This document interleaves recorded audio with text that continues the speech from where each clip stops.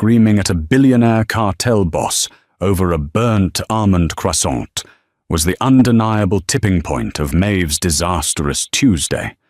It had already started terribly with coffee spilled on white silk. Yet, when she yelled, he didn't pull a gun or threaten her family. He simply looked at her, pulled out a matte black phone, and bought the entire building.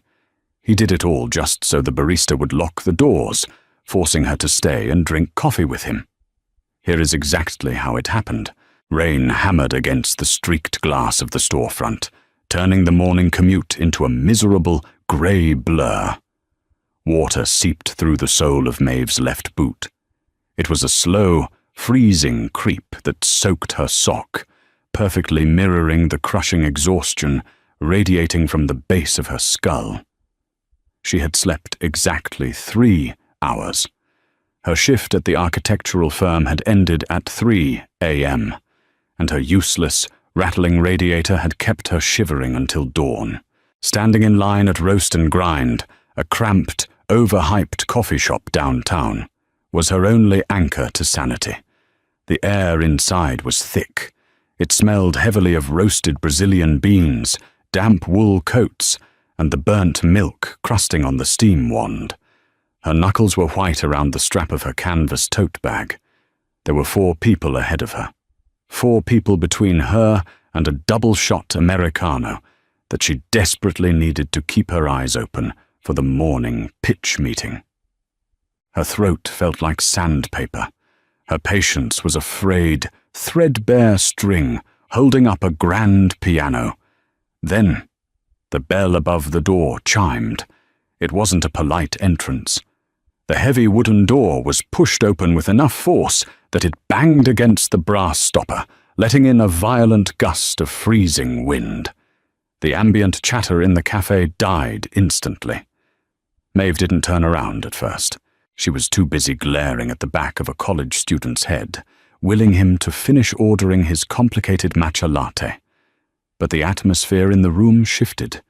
You could feel it in the air pressure, a sudden, heavy drop that made the hair on her arms stand up. The barista, a kid named Toby, who usually wore a permanent, lazy smirk, froze with a paper cup halfway to the espresso machine. All the colour drained from his face, leaving him looking like a sick Victorian child.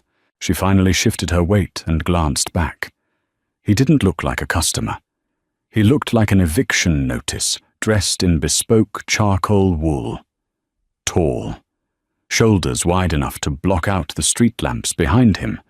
His jaw was covered in a harsh, dark stubble, and his eyes were the colour of a winter ocean, flat, cold, and entirely indifferent. He smelled faintly of rain, ozone, and expensive peaty whiskey.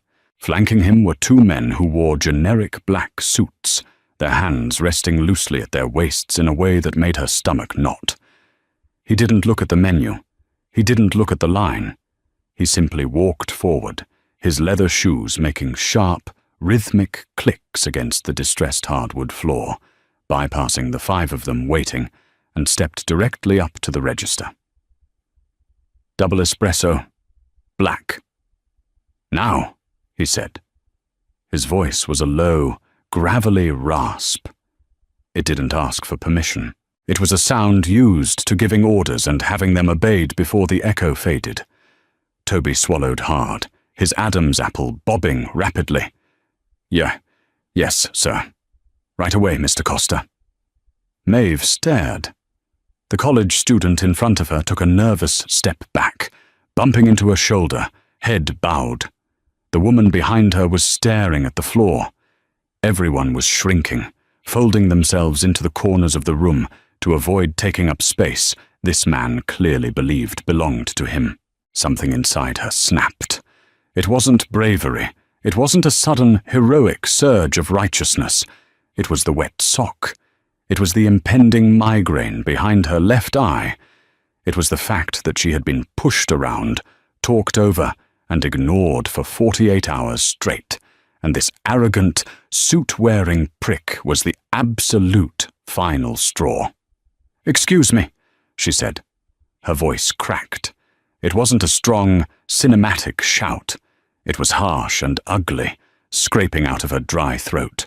The two men in black suits pivoted toward her instantly, their eyes narrowing. The man at the counter, Costa, didn't move. He didn't even twitch. She stepped out of line, her wet boot squeaking pathetically on the floorboards. "Hey," I said, "excuse me." Costa finally turned his head. The movement was slow, deliberate. When his eyes locked onto hers, a spike of pure, primal ice shot straight down her spine. The air in her lungs vanished. Up close, his face was a map of harsh angles and faint, brutal scars, one cutting sharply through the tail of his left eyebrow.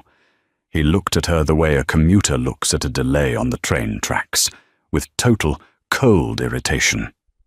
"Are you speaking to me?" he asked. The volume was low, but it carried over the hiss of the espresso machine perfectly. "Yes, I am," she snapped, her hands shaking. She crossed her arms, tucking her hands into her armpits so he wouldn't see the tremors. "The line ends back there by the pastry case. We've all been waiting for 15 minutes. Get to the back." Silence fell over the cafe, like a heavy wool blanket. The hiss of the steam wand cut off. The quiet jazz playing on the overhead speakers suddenly sounded deafeningly loud. One of his guards took a step toward her, a thick hand sliding inside his suit jacket. "Watch your mouth, girl." Costa raised a single gloved hand. 2 fingers. Barely a gesture. The guard stopped dead, stepping back into the shadows. Costa turned his body fully toward her. The physical space he occupied seemed to double. Her heart hammered frantically against her ribs, a trapped bird battering against a cage.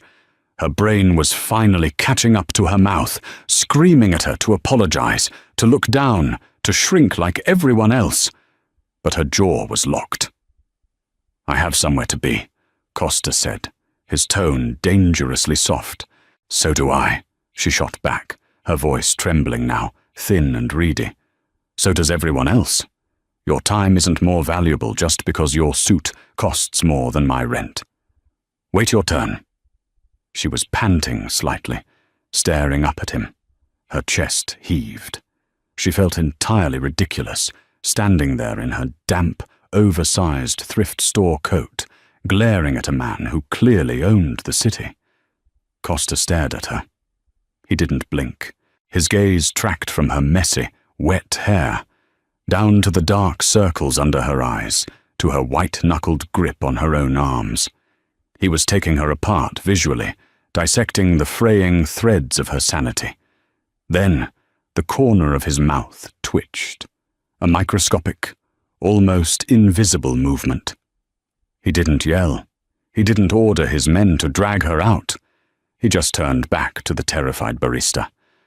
"Cancel the espresso," Costa said smoothly. She exhaled a shaky breath, adrenaline crashing through her system so hard she thought her knees were going to buckle. She had won. He was leaving. She turned on her heel, intending to march out the door. Caffeine be damned. She couldn't stay here. The walls were suddenly too tight, the smell of roasted coffee nauseating. But as she reached for the brass handle of the front door, she heard Costa speak again. "Who owns this property?" She froze, her hand hovering inches from the cold metal of the door handle. Behind her, the scraping sound of a stool being pushed back echoed loudly. She glanced over her shoulder. The manager, a balding man named David, who usually hid in the back office, was scrambling out from behind the curtain, wiping his sweaty hands on his apron. "Mr. Costa," David stammered, nearly tripping over a stack of cardboard cup carriers. I do. I own the business and I lease the building from—" "I don't care about the lease. I'll deal with the landlord later," Costa interrupted, his voice dropping into a register that vibrated against the floorboards. He reached into his inner breast pocket, withdrawing a sleek, matte black phone. He dialed a single number, put the phone to his ear, and waited exactly 2 seconds. "Dominic, The block on 4th and Pike, the coffee shop. Buy it." Maeve's stomach plummeted. The remaining customers in the shop exchanged wide, terrified glances.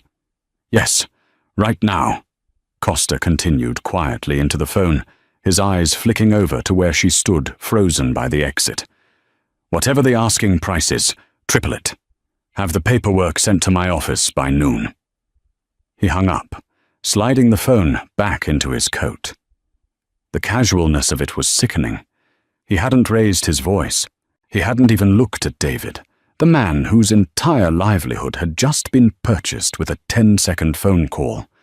Costa finally turned his attention to the trembling manager. "The shop is closed." David blinked, completely paralyzed. "City, sir?" "Closed," Costa repeated. He gestured vaguely toward the windows. "Clear them out. Lock the doors." Panic erupted. The college student abandoned his bag on the floor and bolted for the door, nearly knocking Maeve over in his haste. The woman in the corner practically sprinted past her, the bell chiming frantically as the door opened and closed, letting in bursts of icy wind and rain. She snapped out of her stupor, her chest tightened with genuine suffocating panic. She grabbed the handle and pushed. A heavy, leather-gloved hand slammed flat against the glass, right above her head. The force of it made the thick pain shudder in its frame. She gasped, stumbling backward. One of the guards, the massive one with a broken nose, stood between her and the door. He didn't say a word. He just clicked the heavy deadbolt into place. The metallic clack sounded like a gunshot in the suddenly empty room. "Hey!" she yelled, spinning around to face Costa. Her voice was shrill now, the exhaustion evaporating into sheer terror. "You can't do this. Unlock that door." Costa stood by the counter, slowly unbuttoning his bespoke suit jacket. He took it off, folding it meticulously over the back of a wooden chair. "Toby," he said, ignoring her entirely. The barista squeaked. Yes?" "2 double-shot Americanos. Real mugs, not paper." "I don't want your coffee," she shouted, taking a step toward him, then stopping as the second guard shifted his weight menacingly. Her hands were shaking so violently she had to jam them into her coat pockets. "Let me out of here. You can't just lock people in a building." Costa finally looked at her. He leaned his hip against the counter, crossing his arms over a crisp, white button-down shirt that looked like it cost more than her car. The hostility in his eyes was gone, replaced by a cold, clinical curiosity. It was worse. It felt like being studied under a microscope by a predator trying to decide if she were venomous or just loud. "You were the one complaining about the wait," Costa said smoothly. His accent was faint, something Eastern European buried under decades of polished American wealth. "There is no line now. Sit down." "I'm going to call the police," she threatened. It was a hollow threat, and they both knew it. Her phone was dead, buried at the bottom of her tote bag, and even if it wasn't, the way David was cowering behind the pastry case suggested the police wouldn't do a damn thing against this man. Costa let out a soft, breathy sound that might have been a laugh if it held any humor. "Call them. Tell them Victor Costa locked you in a coffee shop. See how fast they hang up." Victor Costa. The name clicked into place, sinking like a stone in her gut. She didn't run in criminal circles, but you couldn't live in this city without knowing the name. Real estate, shipping lines, and rumors of bodies buried in the concrete foundations of the new high-rises. He wasn't just a rich asshole. He was the apex predator of the city's underbelly. Her throat closed up. The metallic taste of fear flooded her mouth. She had just screamed at a man who could make her disappear before her lunch break. "Please," she whispered. The defiance drained out of her, leaving nothing but the bone-deep weariness she had walked in with. Her shoulders slumped. "Just let me go. I'm late for work. I'm sorry I yelled. Okay? I'm sorry." Victor's eyes narrowed slightly. The apology didn't seem to please him. It seemed to annoy him. He uncrossed his arms and pushed off the counter, taking a slow, measured step toward her. Instinctively, she backed up, her shoulders hitting the cold glass of the locked front door. "You weren't sorry 3 minutes ago," Victor said, his voice dropping into a low, quiet hum as he closed the distance between them. He stopped just outside her personal space, close enough that she could smell the sharp scent of vetiver and rain clinging to his clothes. "3 minutes ago, you looked ready to tear my throat out over a spot in line. Where did that fire go?" "I realized who you are," she muttered, staring at the knot of his silk tie, because looking at his face felt too dangerous. And I don't want to die over a burnt croissant." Victor stared down at her. For a long, agonizing moment, the only sound in the shop was the rain lashing against the windows and the whir of the espresso grinder behind the counter. "Sit down," he repeated, his voice softer this time, but infinitely heavier. "Drink the coffee. Then you can go." She sat. Her legs wouldn't have held her up much longer, anyway. The wooden chair was uncomfortable, the table slightly sticky with old syrup residue. It was a table for two by the window, offering a perfect, cruel view of the busy sidewalk outside. People walked by, huddled under umbrellas, completely oblivious to the hostage situation happening inches away behind the tinted glass. Victor sat opposite her. He didn't slouch. He sat with the terrifying stillness of a man who never had to worry about what was behind him. Toby, hands shaking so badly the cups rattled against the saucers, approached the table. He set a steaming white mug in front of Victor and another in front of Maeve. Dark, bitter liquid sloshed over the rim of her cup, staining the porcelain. "Theo, thank you, Mr. Costa," Toby whispered, backing away quickly. Victor ignored him, keeping his dark eyes fixed on her face. He picked up a small silver spoon, slowly stirring his black coffee. The clinking sound grated against her raw nerves. "Drink," he commanded softly. She stared at the black liquid. Her stomach churned. She was desperate for caffeine 10 minutes ago, but now the thought of swallowing anything made her want to gag. She reached out with a trembling hand, her fingers wrapping around the hot ceramic. The heat grounded her slightly, burning the chill out of her palms. She lifted the mug and took a small sip. It burned her tongue, bitter and acidic. Victor watched her swallow. He hadn't touched his own cup. "What is your name?" "Maeve," she croaked. She cleared her throat, trying to find some shred of dignity. "Maeve Gallagher." "Maeve." He tested the syllables, his deep voice wrapping around the word in a way that made her skin prickle. "Tell me, Maeve, do you make a habit of screaming at strangers in public, or am I a special case?" She set the mug down a little too hard. The ceramic clacked against the saucer. "I make a habit of calling out people who act like the rules don't apply to them." "The rules don't apply to me." It was stated as a simple, objective fact. The sky is blue, water is wet. Victor Costa does not wait in line.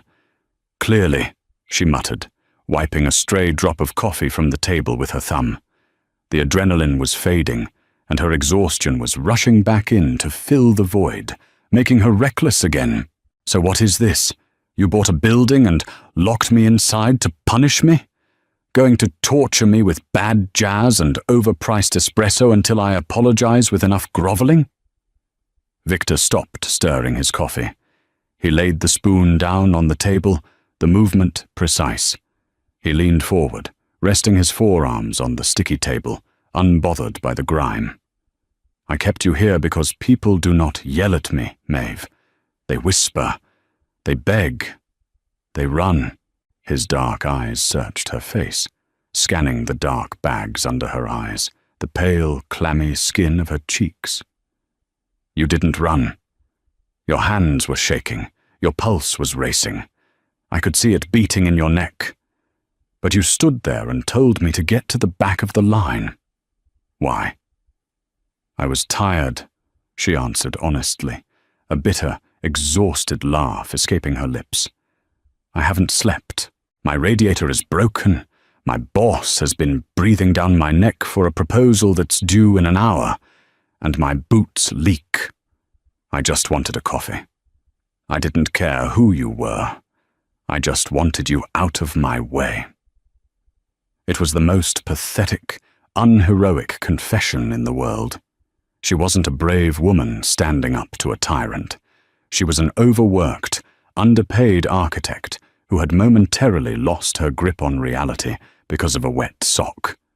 She expected him to laugh. She expected disgust, or at least a sneer of superiority. Instead, Victor's expression softened by a fraction of a millimeter.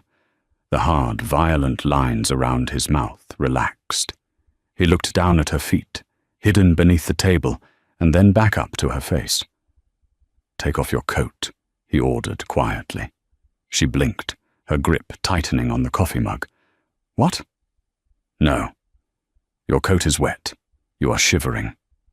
Take it off." "I'm fine," she lied, her teeth practically chattering as the damp wool pressed against her back. Victor didn't argue. He simply reached across the small table.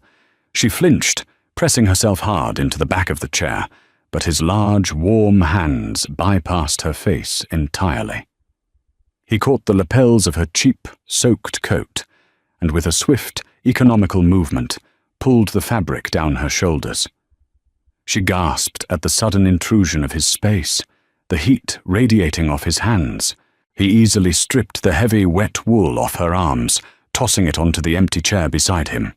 The sudden lack of the cold, damp weight was a relief, though she would rather die than admit it.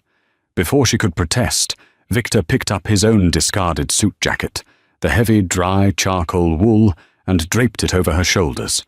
It was massive on her. It swallowed her upper body entirely. The silk lining was still warm from his body heat, and the heavy scent of vetiver and dark spice completely overwhelmed the smell of the cafe. She sat frozen, swamped in his jacket, staring at him in complete bewilderment. "Drink your coffee," Victor repeated, leaning back in his chair. He finally picked up his own mug, taking a slow sip, his eyes never leaving hers over the rim of the cup. "We have time to kill before your proposal is due." Her phone buzzed in her canvas tote bag, a harsh, rattling vibration against the floorboards. She jumped, her knee banging hard against the underside of the small table. The dull throb of pain barely registered through the thick layer of adrenaline still pulsing in her veins. "Answer it," Victor said. He wasn't looking at her. His attention was focused on the heavy silver watch on his left wrist, adjusting the leather strap with agonizingly slow, deliberate movements. She reached down, her fingers numb and clumsy, and yanked the phone out of the bag. The screen was cracked diagonally, a casualty of a dropped bag 3 months ago that she couldn't afford to fix. The bright white numbers glared back at her. 8:14 a.m. Beneath the time, a text notification from her boss, Richard, sat like a live grenade on her lock screen. "Where are the physical renders? Client is here at 8:45. Don't screw this up, Maeve." Her stomach twisted into a cold, tight knot. She pressed the power button, plunging the screen back into darkness, and dropped the phone face down on the sticky table.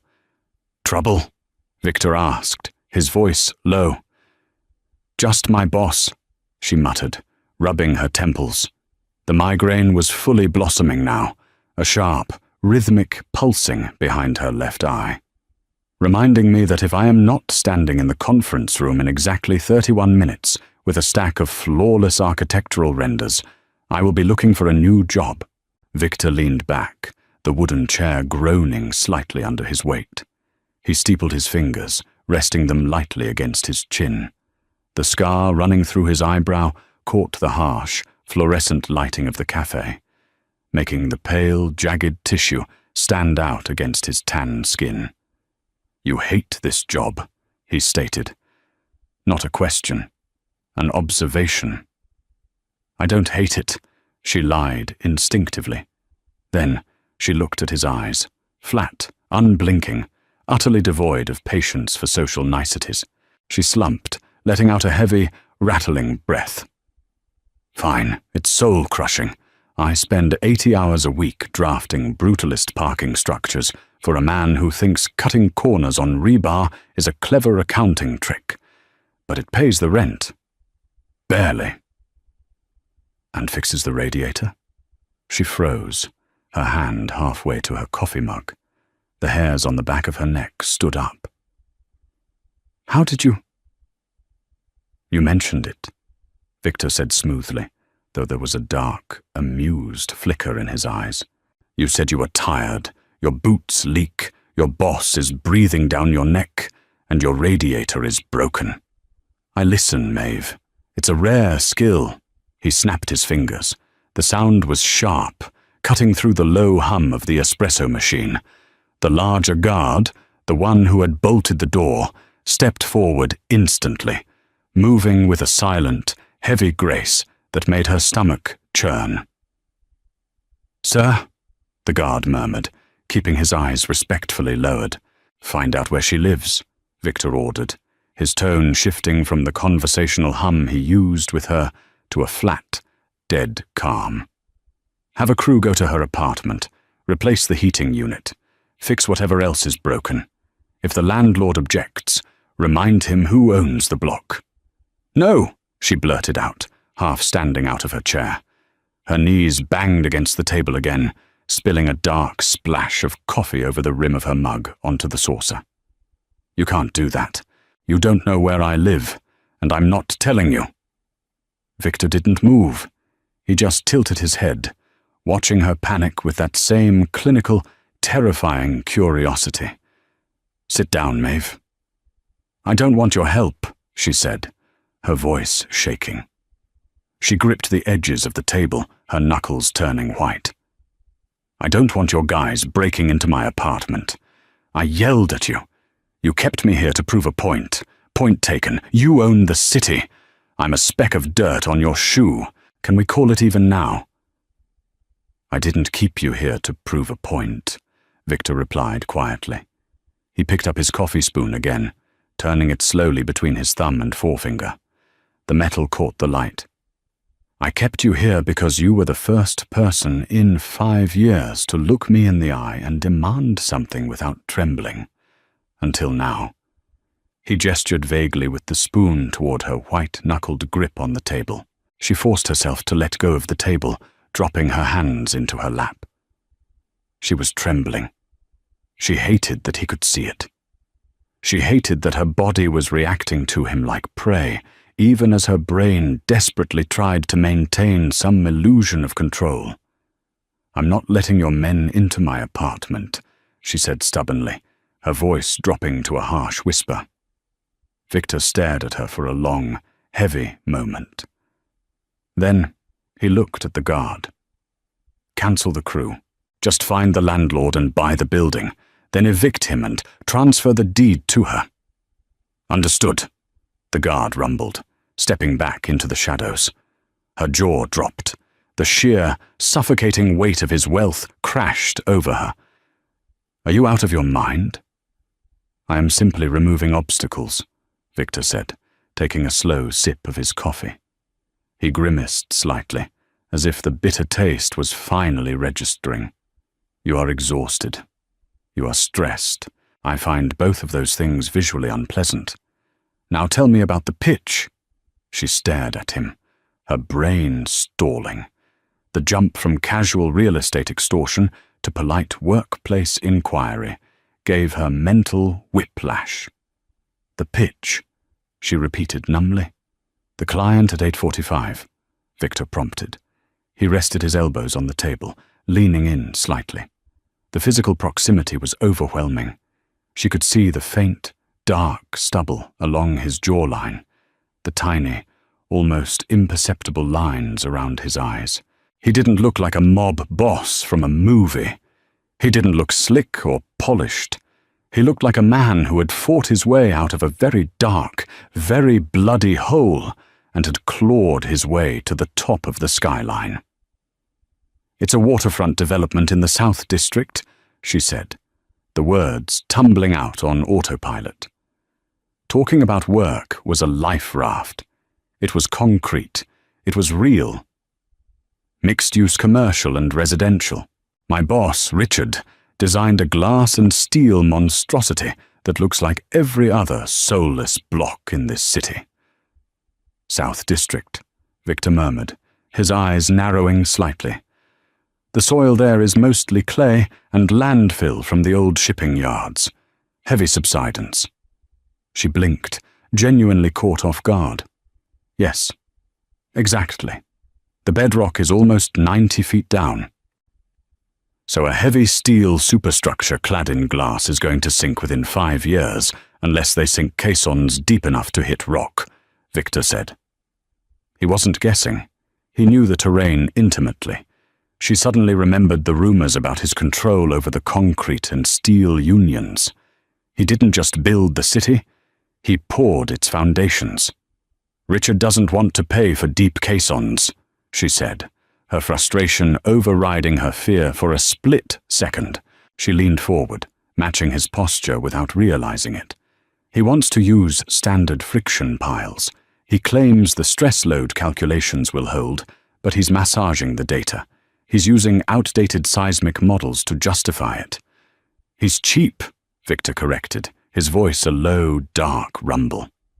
"And stupid. When the foundation cracks, the structural integrity of the glass curtain wall will fail. You'll have shattered panels dropping onto the sidewalk in the first winter storm." "That's exactly what I told him," she said, her voice rising slightly, a strange, breathless excitement catching in her throat. She had spent 3 weeks arguing this exact point to a room full of middle-aged men in expensive suits who had treated her like a hysterical intern. Now she was sitting across from a cartel boss who was casually validating her engineering concerns. "I drafted a completely different foundational approach. Deep-driven concrete piers, tied into a raft slab. It costs 20% more upfront, but it prevents the entire structure from twisting on its axis." "Show me," Victor demanded. "Show you?" She let out a harsh, incredulous laugh. "I don't have the blueprints on me. They're on the server at work." Victor reached into his pocket and pulled out a matte black fountain pen. He slid it across the sticky table, followed by a crisp white napkin from the dispenser. "Draw it." She stared at the pen, then at him. The flat, unyielding demand in his eyes left no room for negotiation. Her hands were still shaking slightly, but the familiar urge to solve a structural problem was a powerful anchor. She picked up the pen. It was heavy, perfectly balanced, the metal warm from his pocket. She began to sketch. She drew the shoreline, the retaining wall, and the loose, unstable soil composition. She mapped out the stress lines, drawing the friction piles Richard wanted, showing how the lateral force of the tide would slowly push the foundation out of alignment. Then she sketched her solution. The deep, thick concrete piers anchoring into the bedrock. Victor watched in absolute silence. He didn't look at her face. He watched her hands. He tracked the movement of the pen, the dark ink bleeding slightly into the cheap paper napkin. The only sound in the cafe was the scratching of the nib and the relentless rain against the window. When she finished, she pushed the napkin toward him. She felt entirely raw, stripped down to her bare, overworked nerves. Victor studied the drawing for a long time. His face gave away nothing. His jaw was clenched, a muscle feathering near his ear. Finally he looked up, his eyes locking onto hers with a sudden, suffocating intensity. "This is brilliant work, Maeve," he said, quietly. There was no mockery in his tone, no condescension. It was a simple, absolute truth. "You are wasted on a man who counts pennies on concrete." Her breath hitched, Her chest tightened so hard it physically hurt. No one had ever called her work brilliant. She was used to red ink, condescending pats on the shoulder, and her designs being cannibalized by men whose names went on the plaque. "It doesn't matter," she whispered, looking away, staring blindly at the pastry case across the room. "He's pitching his design today. If I don't show up with the renders for his friction pile disaster, I'm fired." "Then let him fire you," Victor said. She snapped her gaze back to him, angry now. The vulnerability vanished, replaced by a spike of bitter, defensive rage. "Easy for you to say. You just bought a building over a cup of coffee. If I lose my job, I lose my apartment. I don't have a safety net. I don't have offshore accounts." Victor's hand shot across the table. The movement was so fast she flinched, her shoulders slamming into the back of the chair. But he didn't grab her. He placed his large, scarred hand flat over the paper napkin, completely covering her drawing. "You don't need a safety net," Victor said, his voice dropping an octave, vibrating with a dark, terrifying promise. "You need a patron."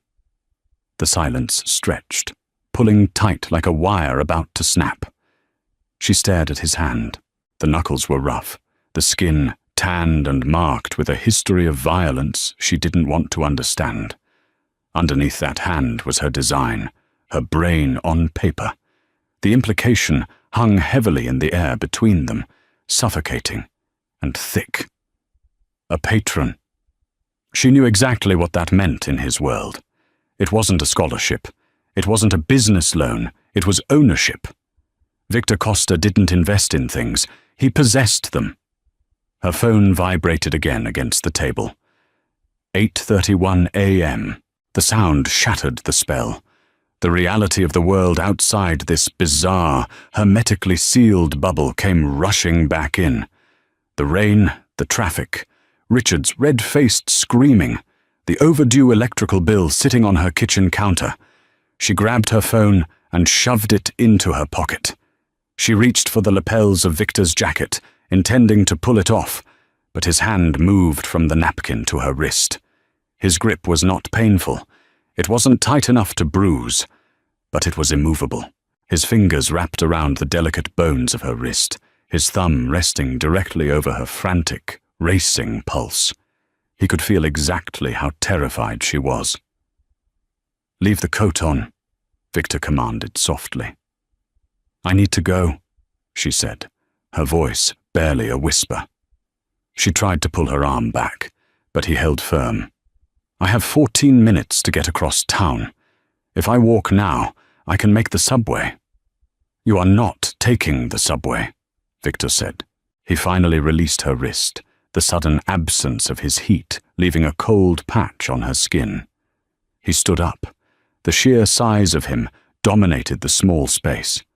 He buttoned his white shirt at the collar, adjusting his tie with one hand. "Dominic is outside with the car. He will drive you." "No." The word slipped out before her brain could filter it. Victor paused, his hand dropping from his collar. He looked down at her, his eyes darkening to the color of wet asphalt. "Excuse me?" She stood up, pushing the wooden chair back. Her legs felt like jelly, trembling so badly she had to lock her knees to stay upright. She pulled his heavy wool coat tighter around her shoulders, an involuntary defense mechanism. It smelled like him, and it made her feel sick with how much she wanted to disappear inside it. "I said no." She forced the words out, keeping her chin lifted. "I yelled at you. You kept me here. We talked. Now it's over. I am going to walk out that door, and I am going to the subway, and I am going to deal with my boss. Alone." She expected him to explode. She expected the violence that hovered just beneath the surface of his skin to finally break through. The guards by the door shifted, the leather of their holsters creaking audibly in the quiet room. But Victor just stared at her. He looked at her messy, damp hair, her pale face, and the stubborn, terrified set of her jaw. Slowly, the corner of his mouth curved up into a ghost of a smile. It wasn't a warm expression. It was the smile of a hunter watching a trap spring shut. "Very well, Maeve," he said smoothly. He stepped aside, gesturing toward the front door with a sweep of his arm. "You may walk, but keep the coat. The weather is turning." She didn't argue about the coat. She didn't have the strength left. She grabbed her canvas tote bag, ignoring the squelch of her wet left boot, and walked toward the exit. The air in the cafe felt impossibly heavy. As she approached the door, the massive guard with the broken nose looked at Victor. Victor gave a nearly imperceptible nod. The guard reached out and violently twisted the deadbolt. The clack echoed loudly, followed by the squeal of the brass handle turning. He pulled the heavy door open, letting in a blast of freezing, wet wind. The noise of the city, sirens, tires splashing through puddles, the hum of traffic, crashed over her like a physical blow. She stepped onto the threshold, the rain instantly hitting her face, stinging her cheeks. She paused, her hand gripping the doorframe. She couldn't stop herself. She turned back one last time. Victor was still standing by the small table. He hadn't moved. He was watching her with those flat, dead eyes, the white paper napkin with her design still resting on the table in front of him. "Good luck with your pitch, Maeve," Victor called out over the sound of the rain, his voice cutting through the noise with chilling clarity. "I have a feeling Richard is going to be very receptive to your ideas today." Her stomach bottomed out. The cold tone of his voice carried a promise that had absolutely nothing to do with architectural integrity. She turned and practically ran out into the storm, the heavy silk lining of his coat flapping against her legs. She hit the sidewalk, dodging umbrellas and briefcases, her heart hammering a frantic, desperate rhythm against her ribs. She made it to the subway entrance, plunging down the concrete stairs into the humid, subterranean gloom. As she swiped her worn Metro card, she glanced down at her wrist, rubbing the spot where his fingers had rested. Her pulse was still racing, loud and erratic in her ears. She thought she had walked away. She thought she had stood her ground and won her freedom.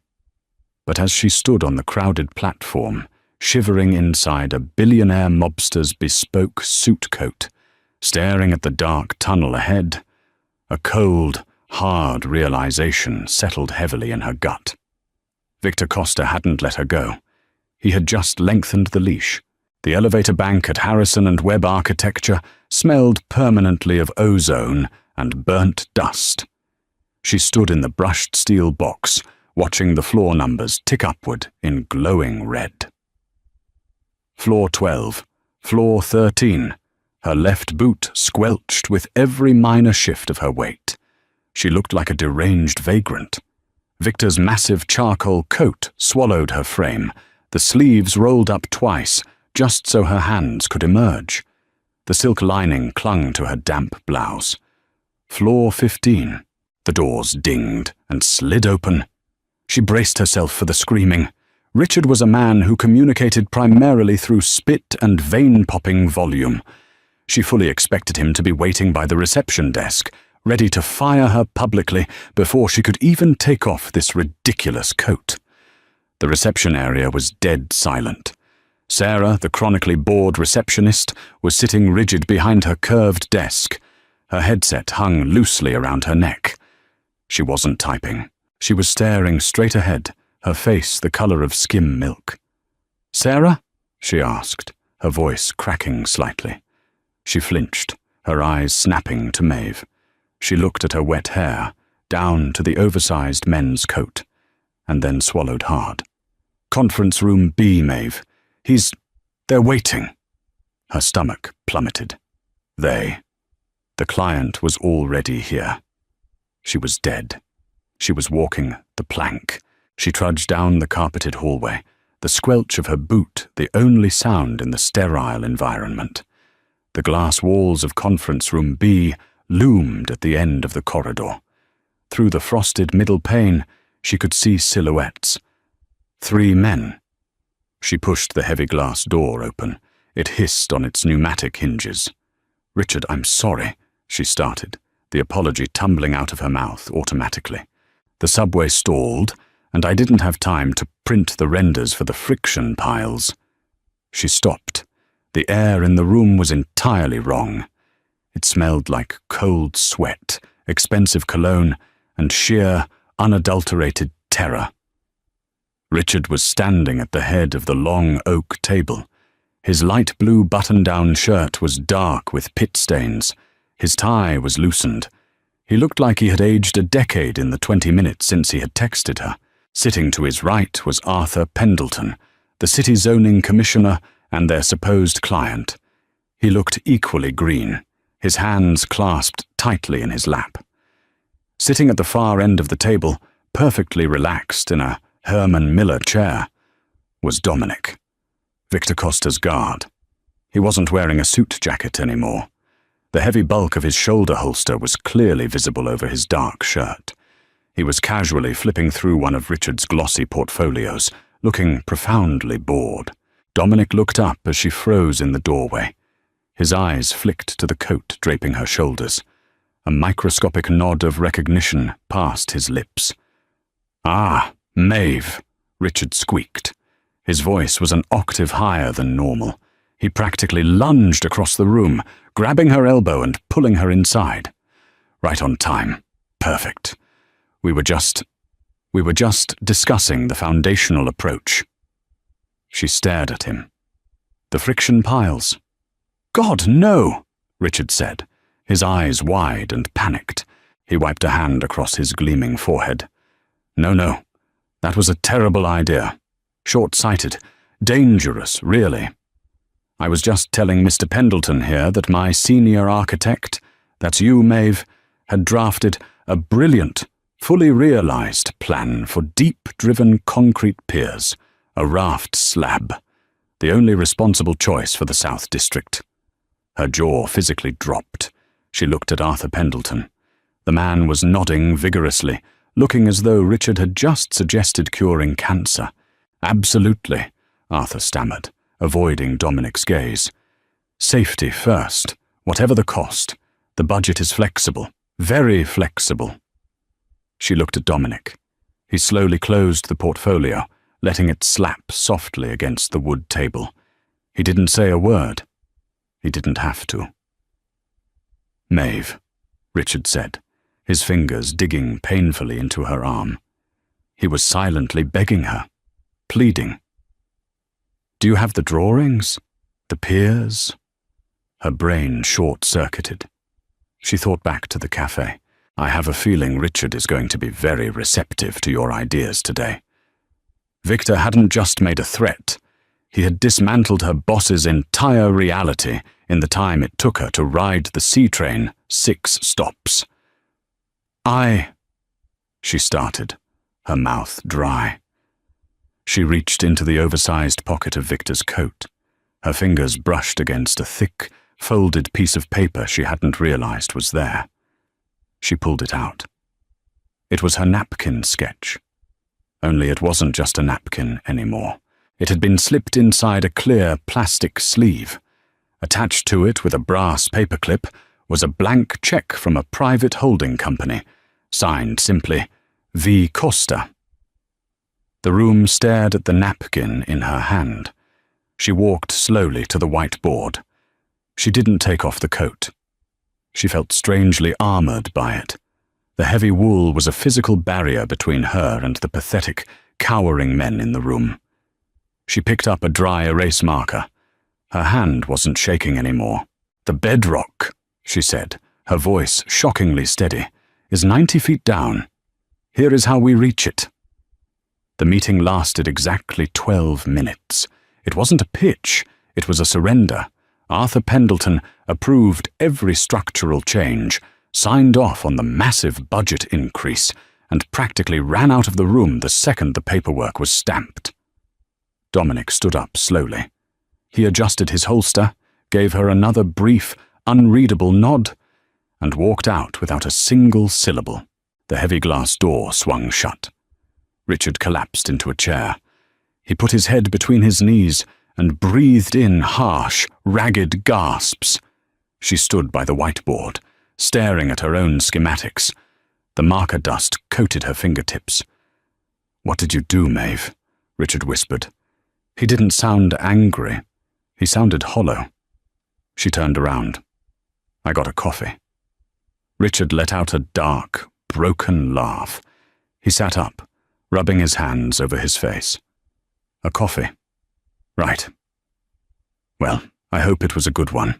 He pointed a trembling finger at the check resting on the table. "Do you know who that is?" "I have an idea." "He bought the firm," Richard said bluntly. She blinked. "What?" 20 minutes ago, a shell company bought out Webb's shares and then made me an offer I literally couldn't refuse.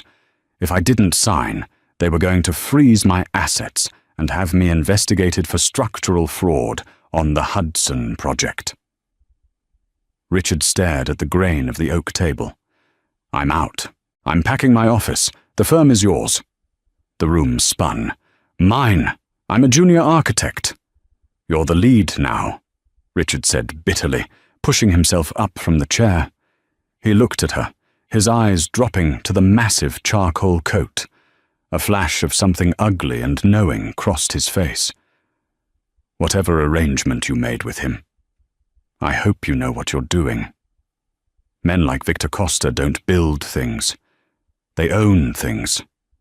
And they break whatever they can't own." He walked out, leaving her alone in the silent room. She didn't stay to pack his boxes. She didn't stay to talk to Sarah. She grabbed her tote bag, folded the plastic-sleeved napkin into her pocket, and left the building. The rain had stopped, leaving the city slick and gleaming under a bruised grey sky. The walk to the subway was a blur. Her mind was a chaotic static of numbers, concrete mixtures, and the terrifying, heavy silence of Victor Costa's eyes.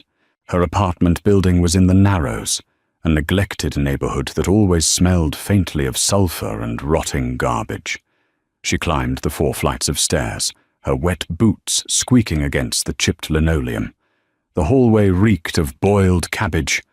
She jammed her key into the sticky lock of 4B and pushed the door open. A wave of dry, blistering heat hit her face. She froze in the doorway. Her apartment was usually a meat locker by November. Now it felt like a sauna. She dropped her bag and walked slowly into the cramped living room. The ancient, peeling radiator under the window was gone. In its place was a sleek, matte black cast-iron unit, radiating a steady, silent wave of heat. The wall behind it had been freshly plastered and painted. She stared at it, her chest tightening. She felt violated. She felt seen. She felt a terrifying, shameful surge of relief that she wouldn't have to sleep in 3 sweaters tonight. She walked into the tiny kitchenette. Sitting perfectly centered on the cheap laminate counter was a heavy, manila envelope. Her hands were shaking again as she reached for it. She broke the wax seal. Inside was a stack of legal documents. She skimmed the heavy legalese, her eyes catching on key phrases. Deed of transfer. Property of Maeve Gallagher. Paid in full. He hadn't just fixed the radiator. He had bought the slumlord out, transferred the deed to her name, and paid the property taxes for the next 10 years. At the bottom of the envelope was a small, thick piece of cardstock. A heavy, embossed crest sat at the top. Beneath it, written in the same sharp, angular handwriting that had signed the check, was a single line. The foundation must be stable before we build. V. She backed away from the counter until her shoulders hit the refrigerator. She slid down the cold metal door until she hit the linoleum floor, pulling her knees to her chest. She buried her face in the collar of his suit jacket, breathing in the scent of vetiver and storm clouds. She was trapped. Not in a cage, but in a fortress, and she didn't know if the man who built it was trying to protect her or make sure she could never leave. Sleep was a biological impossibility. The new cast-iron radiator hissed in the corner of her apartment, a rhythmic, metallic ticking that sounded like a bomb timer. It pumped out a dry, suffocating heat that baked the lingering smell of boiled cabbage into the peeling wallpaper, leaving her throat feeling like sandpaper. She spent the entire night sitting cross-legged on the warped linoleum floor, Victor's charcoal coat bunched around her shoulders like a bulletproof vest. She stared at the manila envelope until the street lamps bleeding through the blinds gave way to a bruised, smoggy dawn. By 8 o'clock, her boots were dry. The leather had warped and stiffened from the rain, pinching her toes with every step. She put them on anyway. She shoved her arms back into the massive sleeves of Victor's coat, grabbed the envelope, and locked her door. She didn't take the C train to the architectural firm. She took the express line straight to the financial district. The Costa Holdings building was a brutalist monolith of black glass and steel that loomed over the intersection like a sheer cliff face. The morning sun hit the facade, but the tinted windows didn't reflect the light. They seemed to swallow it whole. She pushed through the heavy revolving doors, the canvas of her tote bag scraping against her hip. The lobby was a cathedral of chilled marble and aggressive silence. The air conditioning was cranked so high it made her eyes water. It smelled faintly of ozone and expensive floor wax. There was no directory, no bustling crowds of interns, just a sweeping desk carved from raw obsidian, flanked by 2 men in dark, perfectly tailored suits. They didn't ask for her ID. They didn't ask if she had an appointment. As her warped boots squeaked against the pristine floor, the taller man simply pressed a button hidden beneath the counter. A frosted glass elevator door behind him slid open with a soft, hydraulic hiss. They were expecting her.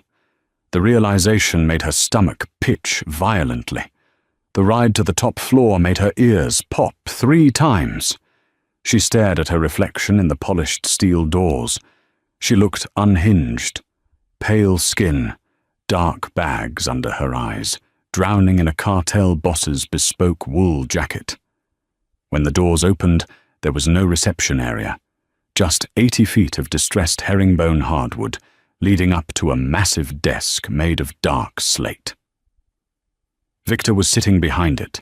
He had discarded the suit jacket. He wore a crisp, white button-down shirt, the collar undone, the sleeves rolled up past his forearms to reveal a thick, jagged scar snaking up his left wrist. He was leaning over a sprawling, physical blueprint, a heavy brass architectural compass resting near his elbow. He looked completely at home, a predator at rest in his high-altitude cave. He didn't look up as she crossed the room. The harsh clack squeak of her stiff boots echoed off the floor-to-ceiling windows, an ugly, disruptive noise in a perfectly engineered space. She stopped inches from the edge of the slate desk. She slammed the manila envelope down. It slapped against the stone, sliding a few inches before hitting the brass compass with a sharp clink. Victor stopped tracing a line on the blueprint. He didn't flinch. He slowly capped the fountain pen in his hand, placed it precisely parallel to the edge of the paper, and finally looked up. His eyes were the color of wet asphalt, flat and unreadable. He took in her rigid posture, the furious trembling of her hands, and the heavy wool coat she still hadn't taken off. "Take it back," she said. Her voice was a gravelly rasp, ruined by the dry heat of the radiator and sheer exhaustion. Victor leaned back in his leather chair. It groaned faintly under his weight. "I am not a retailer, Maeve. I don't process returns." "I don't want a building," she snapped, leaning forward, pressing her palms flat against the freezing slate desk. She was running on 0 sleep and pure, volatile adrenaline. "I don't want a fake promotion handed to me by a thug in a conference room. I don't want to be your charity case or your pet project." You saw me have a mental breakdown over a place in line, and you decided to play God with my life." Victor stood up. The sudden movement was fluid and terrifying. The sheer mass of him forced her brain to scream at her to step back, but she locked her knees. He walked slowly around the edge of the desk, his leather shoes completely silent against the hardwood. He stopped so close to her that the heavy scent of vetiver and dark spice completely washed out the sterile smell of the office. "I didn't decide to play God," Victor said, his voice dropping to a low, vibrating hum that rattled against her ribs. "I decided to clear the wreckage out of your way. Richard was a parasite. Your landlord was a slumlord. I simply removed them." "By buying them out!" she yelled, throwing her hands up in the air, the massive sleeves of his coat falling past her wrists. "You can't just buy people's lives to fix them. You don't know me. You don't know what I want." "I know exactly what you want," he stated flatly. He reached out. The movement was fast, but not violent. His rough, calloused fingers wrapped around her wrist, pressing against the frantic, hammering beat of her pulse. She froze, her breath catching in her throat. "You think I want a pet?" Victor murmured, taking a deliberate half-step closer. The heat radiating off his chest seeped through the thick layers of wool and cotton separating them. "Pets are boring, Maeve. They do what they are told. They roll over. They don't scream at me in crowded rooms. They don't draw brilliant, structurally flawless engineering solutions on cheap coffee napkins and dare me to look at them." He let go of her wrist. His hand moved upward, his knuckles lightly grazing the line of her jaw as he tucked a stray, messy curl behind her ear. The contrast between the violence etched into his skin and the agonizing gentleness of the touch sent a sharp, involuntary shiver down her spine. "I want a builder," Victor said quietly.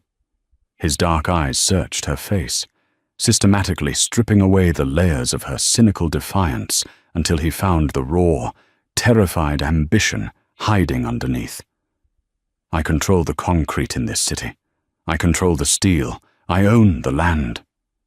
But the skyline is ugly. It is crumbling because cowards like Richard build it cheap. I want you to tear it down. I want you to build it right, with my money, with my protection.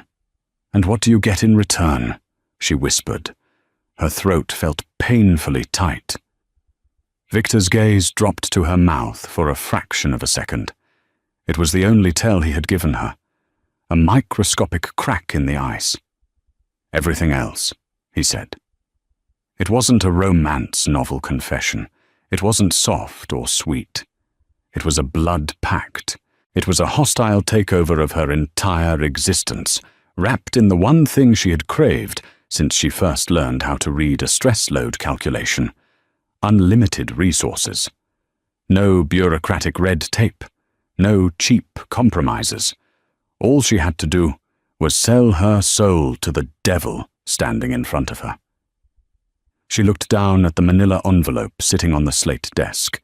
She looked past him, out the floor-to-ceiling windows, at the sprawling, chaotic skyline of the city, a city built on bad foundations and dirty money. And then she looked back up at the monster in the bespoke shirt who had given her a working radiator and the keys to a kingdom. She reached up and grabbed the lapels of his charcoal coat, pulling the heavy wool tighter around her chest. "The deep-driven piers will cost 30% more, not 20, she said, her voice deadpan, the adrenaline finally settling into a cold, hard resolve. "And I don't work weekends." Victor stared at her. For the first time since she had met him, a genuine smile broke across his face. It was a dark, dangerous thing, like a crack of lightning illuminating a pitch-black sky. "We have a deal, Maeve." Did Maeve make the ultimate power move, or did she just walk into a beautifully designed cage? When ambition meets organized crime, the blueprints get complicated. If you loved this deep dive into the gritty, tension-filled world of Mafia romance, hit that like button. It helps us bring more dark, grounded stories to life. Who do you think really holds the power now, Maeve or Victor? Let us know in the comments below. Don't forget to share this video with your fellow romance addicts, and hit subscribe and the notification bell so you never miss a new story.